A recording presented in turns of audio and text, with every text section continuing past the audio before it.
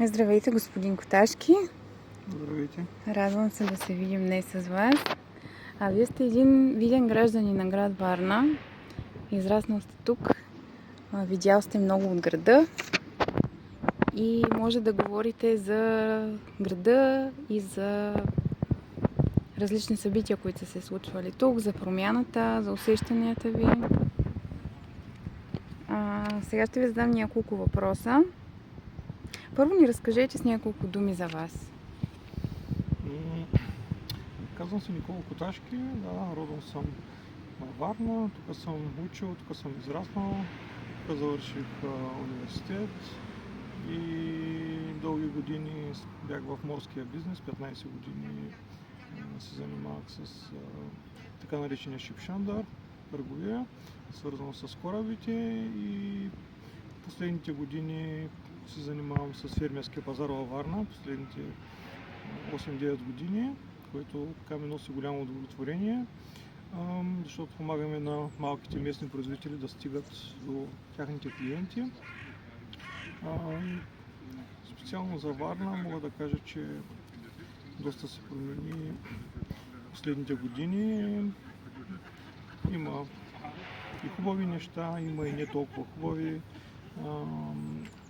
Смятам, че застрояването е прекалено. Отношенията към дърветата и зелените площи също не е добро. Има какво да се желае. Доста бетон се увеличи бетона, малко места за разходка, за отдих. Така че сега ми нова администрация в общината. Надявам се да вземе мерки за тези неща. Казват, че ще вземат. Иначе града, факта, че е до море, го прави доста жив, доста приятна енергия. Магията на морето усещат всички, които са тук. Факта, че има много университети, носи също свежест на града, много млади хора, има живот, града се развива. Варна е един от малките градове, които увличават населението, наред с София, Пловдив, Бургас, Русе, защото на други места доста градове така замират, няма индустрия, няма работа, младите бягат към по-големите градове, така че мисля, че Варна има какво да се желае, за да стане. Има потенциал. Има потенциал. Има потенциал. Факт е, че край море може да се направи една прекрасна алея край морето. Лично съм виждал в други крайморски градове, като Измир, примерно, и други, които правят наистина много, много красиви алеи край морето. Има какво в Италия, Испания, Португалия съм бил, наистина невероятно, може да се направи прекрасно място и красота за разходка. Отделно Варна си е древен град, има тук открито до Варна най-древното обработено злато в света, така че и чисто културно може да се развива доста. Има минерални извори, даже в момента сме в Свети Константин и Елена, където има минерална вода, термална вода от цял свят. Хора идват тук да се къпят и да се лекуват. Така че да, има потенциал доста голям и надявам се алчността и мисълта за личния интерес не спира това развитие. Чудесно. Стигнахме до тема, която е свързана с свободното ни време. Вие засегнахте в части. С какво вие запълвате свободното си време и какви са вашите интереси? По принцип, хубавото при мен е, че аз наистина работя това, което обичам, и трябваше ми години да стигна до това нещо, да разбера колко е важно човек да работи това, което обича. Разбира се, че нещата се променят през годините, има предизвикателства, страстта в това, което правиш, се променя, малко намалява, но има едно перманентно усещане за удовлетвореност от това, което прави, свързано с фермерския пазар. Когато човек прави това, което обича, малко работата и свободното време и личното време са така взаимосвързани, са преплитат, защото наистина до голяма степен ти не го възприемаш точно като работа, а като нещо, което е продължение на тебе, на твой творчески потенциал. Така че и свързани са нещата, но ако трябва да кажа неща, които не са свързани изобщо с пазара, които обичам да правя през свободното време, които все пак човекът прави нещо, даже което обича, трябва да може да се отделя, трябва да може да се откъсва, трябва да може да си почива пълноценно, за да е зареден отново за него. И бих казал, че такива неща са, примерно това, което правя в момента, това е разходка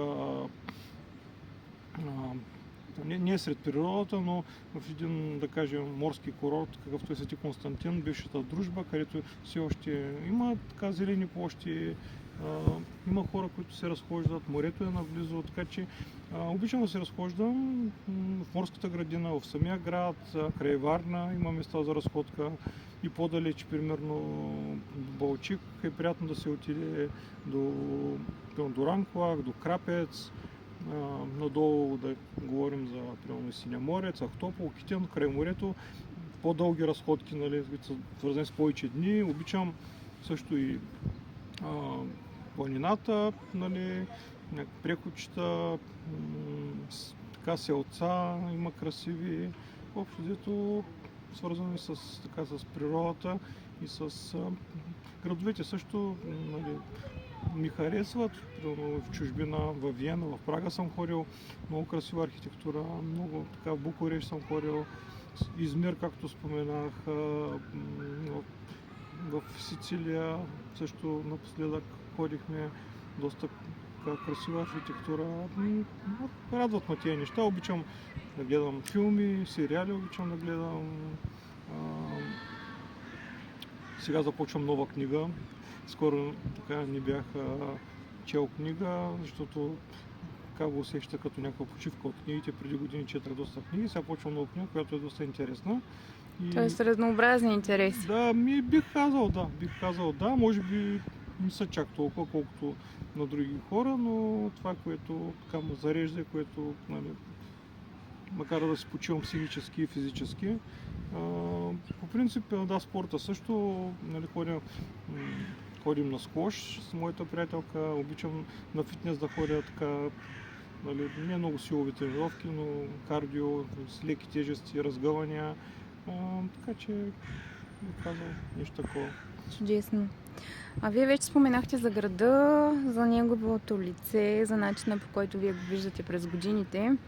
Как мислите, кое е това, което би могло да се промени, ако трябва да дадете идея за нещо, за тези части, които според вас в момента са в застой? Кой е този сектор или обособен район или нещо, което смятате, че би трябвало да се вложи повече внимание, повече старание? Мисля, че на първо място това е чистотата в града. Има какво да се желае. Виждам, че новата администрация прави доста по силите си. Сега беше вдигната цената на данък смет, така че повече пари ще взимат сметопочистващите фирми. Надявам се това да се отрази на чистотата. То е свързано и с поведението на варненци, разбира се, които остават боклуци до контейнерите. Тоест трябва да има някаква промяна в самия начин на работа на фирмите, следенето, отговорността. Абсолютно. Както и самите граждани да са по-съвестни, нали, даже и да няма камери, да не хвърлят неща, където не трябва.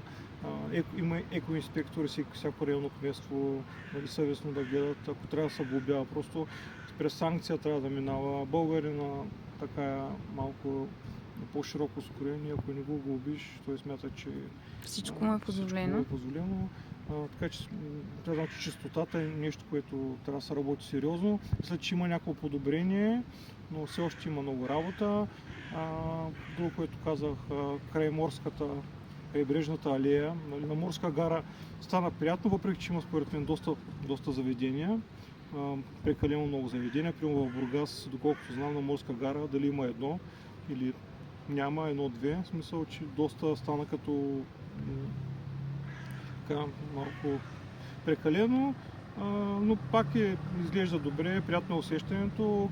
алията, която сега почва да правят, алия първа, не знам какво ще се случи точно, така и не съм видял още проект, който е краен с миня канализация и не знам защо, но трябва да имам там, да може човек да се разходи, изморската като влезе и покрай морето да може едно голямо кръгче да направи. Липсват паркове във Варна, нали, сега чувам, че в младост ще се правят два нови парка, вече те отделните квартали се обособяват като малки градчета, там десетки хиляди и повече жители, така че те даже не слизат по центъра, там им се създават условия. Има нужда от такива места. Има нужда, да. Молове има прекалено, да чувам за още молове, които се строят. Има един мол, който нали, по-малко работи, така че не знам дали това е идеята повече. По-скоро зелени площи, детски кът, примерно ако направят, не знам дали е възможно, както в Букурещ, то е спа център, който е уникален. Имаме тук термална вода, което да е достъпно, да е голямо, да е... Ще мисля, че ще идват хора от цял свят. Освен полезно, може да бъде и... Освен здравословно, може да бъде полезно и за бизнеса. Абсолютно, абсолютно. Просто който не е ходил на терми в Букурещ, горещо му препоръчва. Аз между другото, не знам, мисля, че четах, че той дали не е най-големия в Европа комплекс термален. Може и да бъркам, но наистина е уникален и ева на нашите комшии, че са го направили, че го поддържат. Там, не знам дали знаете, има хиляди растителни видове палми, които са в прекрасно състояние, жива зеленина, жива природа в самото място, така че наистина е... Чудесно място за почивка. Да, абсолютно. Ако трябва да дадете съвет на някого, на нашите зрители в частност, какъв би бил той? На първото нещо, което... Първото, което ми дойде, докато чувам въпрос, е да следват сърцето си. Значи просто да следват сърцето си. Има в нас такива желания, които са потиснати, които са свързани с нашия творчески потенциал. Призовавам хората наистина да почват да отключват, да ги правят, да опитват да живеят, за да се чувстват живи, пълноценни. Дълги години съм бил на работа, която нали, вече не усещах, че там е мястото само заради заплата. Това не работи, работи до някъде. Всеки човек има една, нали, както кажа, че човешко пружинка, която трябва да се развие. Потенциалът е там навид, въпросът е ние да го открием, да го търсим, за да живеем удовлетворен от пълноценния живот за себе си и за другите. Тоест не е важно да има перфектност, а да има прогрес в действията ни. Да, това е свързано с постоянна работа с нас. Даже тези способности, таланти, които носим, те са като едно семенце, което иска поливане, иска грижа, иска работа, защото трябва да се развива, да ставаме, да помагаме по този начин на другите. Човек, когато следва душата си, сърцето си, наистина почва да свети, почва наистина да живее щастливо, чисто щастие, което, както нали, има така мисъл по последния ден от живота, той да каже, аз това бих правил точно днес, даже да знам, че утре ще си отидам наистина да е неговата душа и сърце. Чудесно. Няма време за страх, живота си минава. Вие вече засегнахте и този въпрос, но нека да ви попитам отново. Споделете ни къде обичате да си почивате? В планината, на път, вкъщи с приятели? Има ли някое по-специално място, което ви зарежда, което ви носи рестарт, както в мисловна форма, така и физическа? Както казах, аз обичам Варна, обичам покрайнините, обичам както в момента на Свети Константин и близо, да кажем, в Балчик. Но на моменти човек усеща, че иска да види нещо друго, да се обогати още. И тогава Родопа планина много ме зарежда, чувстваме много близка, може би най-близката планина, така топла, то обгръща, но нали, за наше съжаление планините са, като изключим Странджа, са доста далече от Варна. Искат така, дни да може човек да отдели, да отиде, да се разходи, да се върне. С тия пътища, както знаете, няма до Варна нито магистрала, нито хубав път. Така че... Предизвикателство да, е да предизвикателство стигне човек. Бих ходил, ако зависи от мене, 2 седмици поне на планина, поне годината, и бих ходил на Южното Черноморие също така поне 2 седмици, ако имам възможност. Южното Черноморие носи така особена енергия, която няма на севера, сякаш е по-топло е, има така някакъв магнетизъм, който го открих последните години. Особено плажовете на Синеморец, дивите плажове, Липите и така нататък. Чудесно. Следващия въпрос го пропускаме, защото вие вече отговорихте с това, че обичате да ходите на фитнес. Ако можехте да върнете времето назад, бихте ли променил някой отрязък от живота си? Бихте ли изживял нещо от своя живот по различен начин? Мисля съм за това нещо. Мисля, че всеки човек, като се обърне назад, има неща, за които съжалява, или които би направил по друг начин, или смята, че е реагирал и неосъзнато. Но си давам сметка, че човек живее и реагира според нивото, което е в момента, и стъпва на него, за да е това, което е сега, и да може да осъзнае тези неща. Така че не бих казал, че нещо бих променил. Да, ако мога да се върна с това съзнание назаде, нали, с този акъл и сърце, сигурно ще да по друг начин да изживя неща доста, но смятам, няма как да се прескачат стъпала или да се връщаме наобратно. Времето тече в една посока, така че факта, че сме дали сме сметка за някакви неща, извлекли сме нужните полки, смятам, че това е достатъчно и човек не трябва да отива в съжаление, да живее в миналото, а енергията му трябва за напред, не за назад. Кое е това ваше качество, върху което искате или сте решил активно да работите? Има ли нещо, което в момента е във вашето съзнание като лична работа? Някои хора се опитват да работят за повече търпение, други за дисциплина, трети се борят с страхове. Има ли нещо във вас, което в момента да... Да, бих казал, че има работа свързана с търпението. Има така някой път, не бих казал, че съм нетърпелив, но някой път наистина има леко нетърпение. В смисъл, усещам, че има какво да се работи. Усещам, че има да се работи върху, как да кажа, някой път се фокусирам върху... Тоест не работите само върху едно конкретно нещо в момента, върху повече неща. Да, някой път има някакви притеснения, има някаква лека тревожност, сега може би нормални човешки неща, но има какво да се желае. Сега примерно във връзка с пазарите, изгубихме локацията, която беше много важна за нас, имах притеснения във връзка с новите локации, дали ще се получат, всичко в последния момент се разреши. Но не мога да кажа, че не се притеснява. И то при нас това е, че не става просто само за нас, като организатори, нашата работа, ами за всички тия производители, които над 40, които чакат локация, искат, чакат да се продават нещата, където няма къде другаде. Те нямат избор, те са зависими от нас. Просто така е и това беше натоварено, но всичко за първи път живота ми казва, че не трябва да се притеснявам, всичко се подреди по прекрасен начин. Имал съм и друг път случай, така за някакви неща, примерно съм имал някакво притеснение, даже вечер не мога да спа и после се подрежда, така че живота за първи път ми казва: успокой се, дишай дълбоко, всичко се подреди по прекрасен начин, добър за тебе и за всички останали. Така и стана, но върху това имам да работя. Така.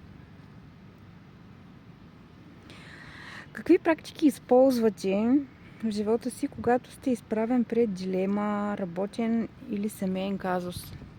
Има ли нещо, което бихте препоръчал като практика, която да ви е помогнала в такива ситуации? В принцип, когато има някакъв казус, се опитвам да го погледна от всички страни. Как този казус се отразява на мене, на хората около мене. Нали, гледам да е, как да кажа, възможно благотворно. Когато не знам как да постъпя, просто се моля се на Бог, на силата да ми покаже пътя, да ми насочи. Практиката е човек да, пак казвам, за мен от една страна да огледаш от всякъде всичко, възможност да видиш как са нещата за тебе и за всички други, и от друга страна да изчакаш, да си в мир със себе си, когато ума е спокоен, излизат решенията по-леко, а не постоянно това телешко от мисли, от притеснения. Така че това е, може би... А какъв е вашия начин да успокоите мислите, ума си? Правите ли нещо, дихателни практики, медитации, някаква друга, нещо по-специфично, или просто чакате да се случи? Гледам да присъствам. Просто когато усетя, примерно, че много мисля, се фиксирам в този момент. Както съм да кажа тук, след природата, дървета, море. Правил съм си практика да си наблюдавам дишането, крачките, да усещаш примерно пръстите си, как ти не можеш да не присъстваш, усещането на такива дребни неща, но бих казал, че... За вас те са ключови и ви помагат да бих казал, че се центрирате, да се заземите и да много присъствате. работа, но мисля, че усещам след 2010-та, нали, когато почнах да чета книги, да правя йога, да правя практики, че има подобрение, самонаблюдение, има самоусещане. И да, някой път се получава по-добре, друг път трябва повече време, зависи на някои неща, могат да те разтърсят повече и мислите са натръпчиви, но с времето нещата са наместват, оталагат и си идва на място всичко. И трябва да разберем, че трябва да приемем нещата, които не са в наш контрол, които са... Имаше една такава приказка. От една книга бяха написали, че трябва да приемем, че има наша работа, има работа на другите и има работа на Господ. И ние трябва да се гледаме в нашата чиника. Това, което зависи от нас, го правим. Но има събития, които не зависят от нас, които зависят от други хора, от други сили, и да правим най-доброто, на което сме способни, а да става, което трябва да стане, защото може да направим най-доброто, на което сме способни, да стане нещо на 180 градуса, което не значи, че е лошо, просто това е начин да се случи. Много често тези неща нас щадят, много често силите мислят за нас, даже ние като не знаем какво точно искаме и заслужаваме, се случват нещата по друг начин. След време разбираме колко е прекрасно това, че е станало по този начин. Така че, извинявам се, може би основната молитва е благодаря за всичко, на всеки. Добре, за финал последният ни въпрос е: какво ще пожелаете на зрителите за 2025 година? Кое е това, което бихте им дали като пожелание?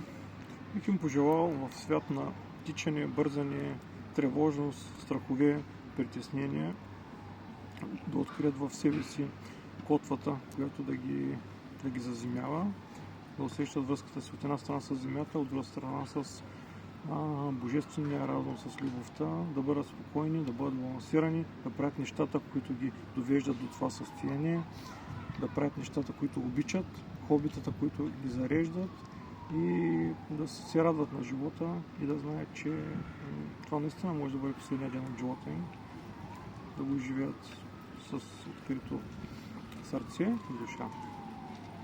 Чудесно, благодарим за включването. Благодаря. Хубав ден Хубав ден. и до нови срещи. До нови срещи.